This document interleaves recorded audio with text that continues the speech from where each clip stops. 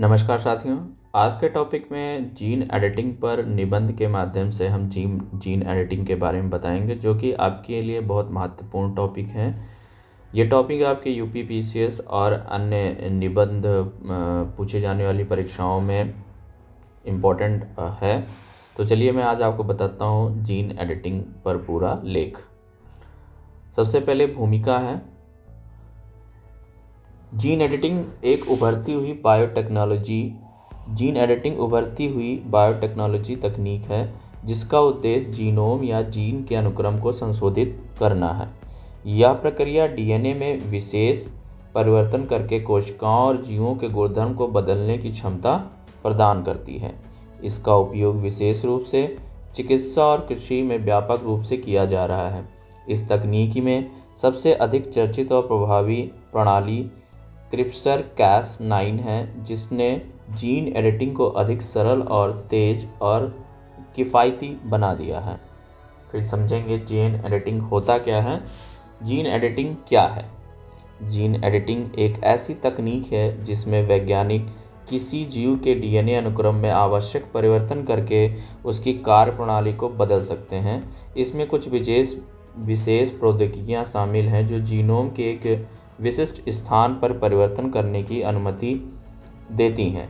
क्रिस्पर-cas9, talons and जेएफएनएस जैसी तकनीक gene editing के क्षेत्र में क्रांतिकारी साबित हुई हैं, जिनके माध्यम से आनुवंशिक समस्याओं का समाधान और विकास किया जा सकता है। जीन एडिटिंग की प्रक्रिया। जीन एडिटिंग में सबसे पहले उस जीन की पहचान की जाती है जिसमें परिवर्तन करना है। उसके बाद क्रिस्पर-cas9 जैसी तकनीकों के माध्यम से उस जीन में आवश्यक बदलाव किए जाते हैं। इस प्रक्रिया में cas9 एंजाइम को एक विशेष दिशा निर्देश आरएनए की मदद से डीएनए के उस स्थान पर भेजा जाता है जहां परिवर्तन की आवश्यकता होती है। cas9 एंजाइम उस स्थान पर डीएनए को काट देता है, जिसके बाद जीनोम अपने आप उस टूटे हुए स्थान पर सुधार करना शुरू कर देता है। इस दौरान वैज्ञानिक नए जीन या विशेष गुणधर्म वाली आनुवंशिक सामग्री को उस स्थान पर जोड़ सकते हैं। जीन एडिटिंग के उपयोग। तो चिकित्सा के क्षेत्र में जीन एडिटिंग का सबसे बड़ा लाभ चिकित्सा के क्षेत्र में है।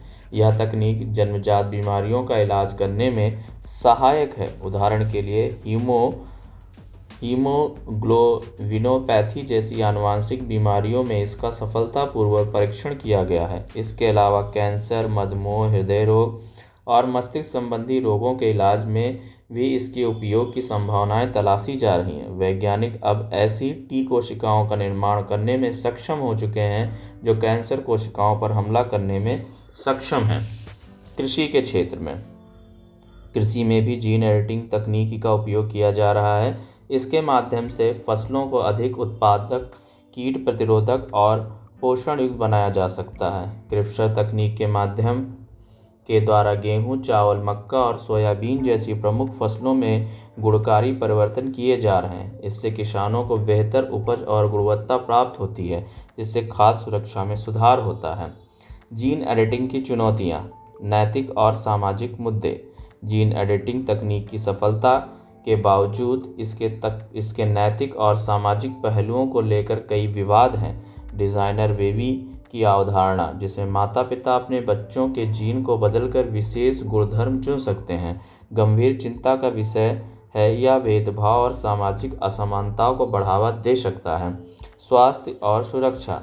जीन एडिटिंग के दौरान डीएनए में अनपेक्षित बदलाव की संभावना रहती है, जो स्वास्थ्य समस्याओं को जन्म दे सकता है। किसी भी परिवर्तन का प्रभाव पूरे जीनोम पर पड़ सकता है, जिसके कारण दुष्प्रभाव उत्पन्न हो सकते हैं। इसलिए इस सुरक्षित बनाने के लिए अधिक शोध और परीक्षण की आवश्यकता है। भारत में जीन एडिटिंग पर कुछ नैतिक और कानूनी सीमाएं हैं। जर्मेनलाइन जीन उत्संपादन पर फिलहाल प्रतिबंध है, जिससे जनसंख्या के जीनोम में परिवर्तन नहीं किए जा सकते। हालांकि चिकित्सा और कृषि में इसके प्रयोग की संभावनाएं तलाशी जा रही हैं। वैज्ञानिकों का मानना है कि भविष्य में भारत में जीन एडिटिंग और अधिक स्वीकार्यता मिल सकती है, यदि इसके सभी संभावित प्रभावों और जोखिमों का उचित मूल्यांकन किया जाए। निष्कर्ष में देखेंगे, जीन एडिटिंग विज्ञान के क्षेत्र में क्रांतिकारी बदलाव का प्रतीक है।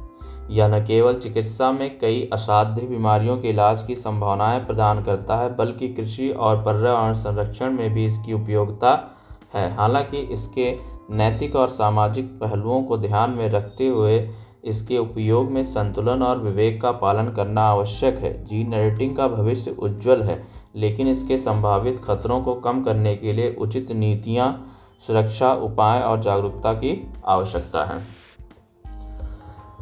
तो ये आपका पूरा जीन एडिटिंग के बारे में हो गया साथियों। वीडियो अच्छी लगी हो तो चैनल को सब्सक्राइब करें, वीडियो को लाइक करें। मिलते हैं नेक्स्ट टॉपिक में, नेक्स्ट वीडियो में किसी नेक्स्ट टॉपिक के साथ। तब तक के लिए नमस्कार। जय हिंद, जय भारत।